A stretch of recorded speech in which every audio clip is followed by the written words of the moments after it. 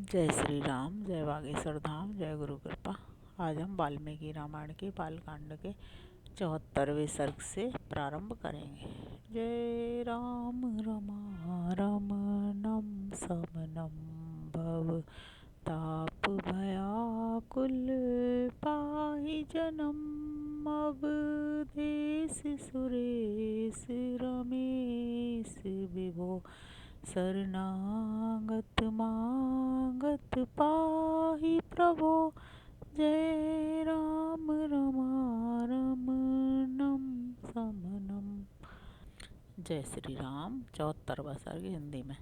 तदंतर जब रात बीती और सवेरा हुआ तब महामुनि विश्वामित्र, राजा जनक और महाराज दशरथ दोनों राजाओं से पूछकर उनकी स्वीकृति ले उत्तर पर्वत पर चले गए। विश्वामित्र जी के चले जाने पर महाराज दशरथ भी विदेहराज मिथिला नरेश से अनुमति लेकर ही शीघ्र अपनी पुरी अयोध्या को जाने के लिए तैयार हो गए। उस समय विदेहराज जनक ने अपनी कन्याओं के निमित्त दहेज में बहुत अधिक धन दिया। उन मिथिला नरेश ने कई लाख गऊ एवं कितनी ही अच्छी अच्छी कालीन तथा करोड़ों की संख्या में रेशमी और सूती वस्त्र दिए। भांति भांति के गहनों से सजे हुए बहुत से दिव्य हाथी, घोड़े, रथ और पैदल सैनिक भेंट किए। अपनी पुत्रियों के लिए सहेली के रूप में उन्होंने 100 कन्याएं तथा उत्तम दास दासियां अर्पित की। इन सबके अतिरिक्त राजा ने उन सबके लिए 1 करोड़ स्वर्ण मुद्रा, रजत मुद्रा, मोती तथा मूंगे भी दिए। इस प्रकार मिथिलापति राजा जनक ने बड़े हर्ष के साथ उत्तमोत्तम कन्याधन दिया। नाना प्रकार की वस्तुएं दहेज में देकर महाराज दशरथ की आज्ञा ले वे पुनः मिथिला नगर के भीतर अपने महल में लौट आए। उधर अयोध्या नरेश राजा दशरथ भी संपूर्ण महर्षियों को आगे करके अपने महात्मा पुत्रों, सैनिकों तथा सेवकों के साथ अपनी राजधानी की ओर प्रस्थित हुए। उस समय ऋषि समूह तथा श्री रामचंद्र जी के साथ यात्रा करते हुए पुरुष सिंह महाराज दशरथ के चारों ओर भयंकर बोली बोलने वाले पक्षी चहचहाने लगे और भूमि पर विचरने वाले समस्त मृग उन्हें दाहिने रखकर जाने लगे।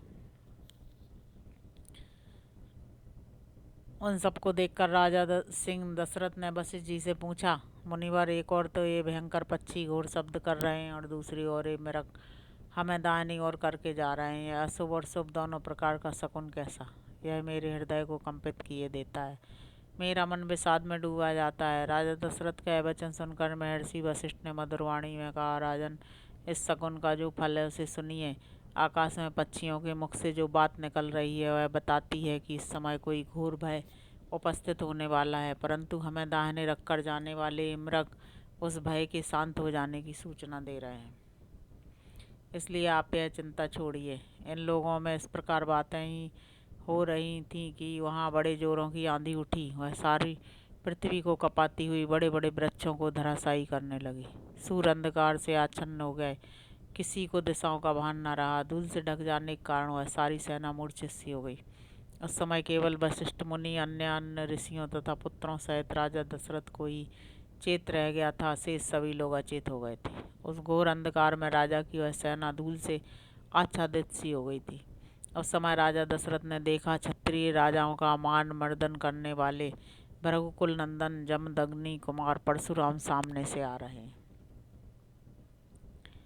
वे बड़े भयानक से दिखाई देते थे। उन्होंने मस्तक पर बड़ी बड़ी जटाएं धारण कर रखी थीं। वे कैलाश के समान दुर्जय और काल अग्नि के समान दुस्सह प्रतीत होते थे।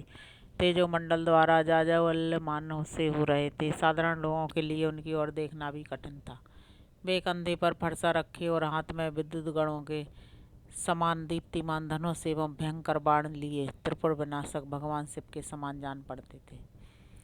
प्रज्वलित अग्नि के समान भयानक से प्रतीत होने वाले परशुराम को उपस्थित देख जप और होम में तत्पर रहने वाले वशिष्ठ आदि सभी ब्रह्म ऋषि एकत्र हो परस्पर इस प्रकार बातें करने लगे। क्या आपने अपने पिता के वध से अमरस के वशीभूत हो ये क्षत्रियों का संहार तो नहीं कर डालेंगे? पूर्व काल में क्षत्रियों का वध करके इन्होंने अपना क्रोध उतार लिया है। अब इनकी बदला लेने की चिंता दूर हो चुकी है। अतः फिर क्षत्रियों का संहार करना इनके लिए अभिष्ट नहीं है, निश्चय पूर्वक कहा जा सकता है।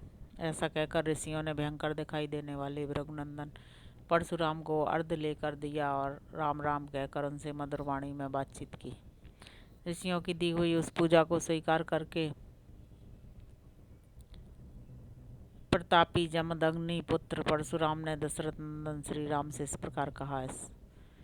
इस प्रकार श्री वाल्मीकि निर्मित आर्ष रामायण आदि काव्य के बालकांड में 74वां सर्ग पूरा हुआ। अब हम 75वां सर्ग हिंदी में पढ़ेंगे।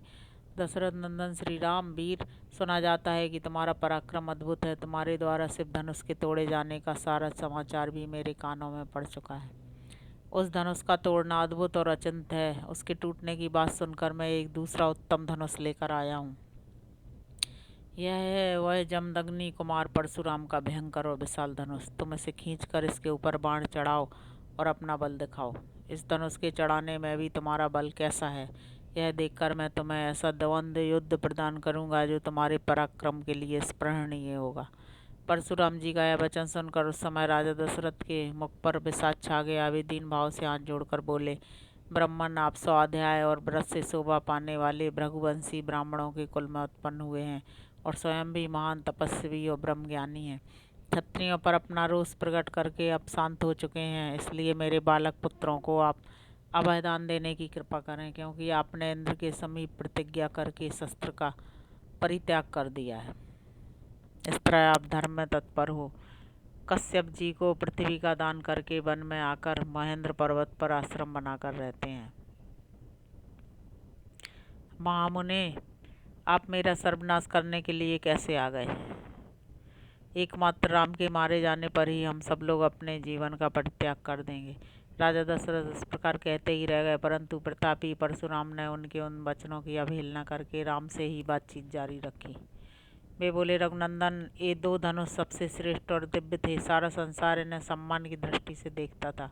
साक्षात विश्वकर्मा ने इन्हें बनाया था। ये बड़े प्रबल और दृढ़ थे। नरश्रेष्ठ इनमें से एक को देवताओं ने त्रिपुरासुर से युद्ध करने के लिए भगवान शंकर को दे दिए था। ककुस्थ नंदन, जिससे त्रिपुर का नाश हुआ था, यह वही धनुष है जिसे तुमने तोड़ डाला है।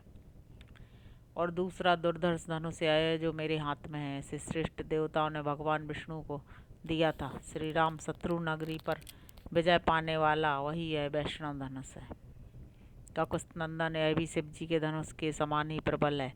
उन दिनों समस्त देवताओं ने भगवान शिव और विष्णु के बलाबल की परीक्षा के लिए पितामह ब्रह्मा जी से पूछा था कि इन दोनों देवताओं में कौन अधिक बलशाली है। देवताओं के सभी अभिप्राय को जानकर सत्यवादियों में श्रेष्ठ पितामह ब्रह्मा जी ने उन दोनों देवताओं में विरोध उत्पन्न कर दिया। विरोध पैदा होने पर एक दूसरे को जीतने की इच्छा वाले शिव और विष्णु में बड़ा भारी युद्ध हुआ जो रोंगटे खड़े कर देने वाला था। उस समय भगवान विष्णु ने हुंकार मात्र से शिव जी के भयंकर बलशाली धनुष को शिथिल तथा त्रिनेत्रधारी महादेव जी को भी स्तंभित कर दिया। तब ऋषि समूहों तथा चारणों सहित देवताओं ने आकर उन दोनों श्रेष्ठ देवताओं से शांति के लिए याचना की। फिर वे दोनों वहां शांत हो गए। भगवान विष्णु के पराक्रम से शिव जी के उस धनुष को शिथिल हुआ देख ऋषियों सहित देवताओं ने भगवान विष्णु को श्रेष्ठ माना। तदंतर कुपित हुए महायशस्वी रुद्र ने बाण सहित अपना धनुष विदेह देश के राज ऋषि देवरात के हाथ में दे दिया। श्री राम शत्रु नगरी पर विजय पाने वाले इस वैष्णव धनुष को भगवान विष्णु ने भृगुवंशी ऋचिक मुनि को उत्तम धरोहर के रूप में दिया था। फिर महातेजस्वी ऋचिक ने प्रतिकार की भावना से रहित अपने पुत्र एवं मेरे पिता महात्मा जमदग्नि के अधिकार में यह दिव्य धनुष दे दिया। तपोबल से संपन्न मेरे पिता जमदग्नि अस्त्र शस्त्रों का परित्याग करके जब ध्यानस्थ होकर बैठे थे, उस समय प्राकृत बुद्धि का आश्रय लेने वाले कृत वीर कुमार अर्जुन ने उनको मार डाला। पिता के उस अनंत भयंकर वध का जो उनके योग्य नहीं था, समाचार सुनकर मैंने रोषपूर्वक बारंबार उत्पन्न हुए क्षत्रियों का अनेक बार संहार किया। श्री राम, फिर सारी पृथ्वी पर अधिकार करके मैंने एक यज्ञ किया और इस यज्ञ के समाप्त होने पर पुण्यकर्मा महात्मा कश्यप को दक्षिणा रूप से यह सारी पृथ्वी दे डाली। पृथ्वी का दान करके मैं महेंद्र पर्वत पर रहने लगा और वहाँ तपस्या करके तपोबल से संपन्न हुआ। वहाँ से शिव जी के धनुष के तोड़े जाने का समाचार सुनकर मैं शीघ्रतापूर्वक यहाँ आया हूँ। श्री राम, इस प्रकार यह महान वैष्णव धनुष मेरे पिता पितामहों के अधिकार में रहता चला आया है। अब तुम क्षत्रिय धर्म को सामने रखकर यह उत्तम धनुष हाथ में लो और इस श्रेष्ठ धनुष पर एक ऐसा बाण चढ़ाओ जो शत्रु नगरी पर विजय पाने में समर्थ हो। यदि तुम ऐसा कर सके तो मैं तुम्हें द्वंद्व युद्ध का अवसर दूंगा। इस प्रकार श्री वाल्मीकि निर्मित आर्ष रामायण आदि काव्य के बालकांड में 75वां सर्ग पूरा हुआ। जय श्री राम, जय बागेश्वर धाम, जय गुरु कृपा।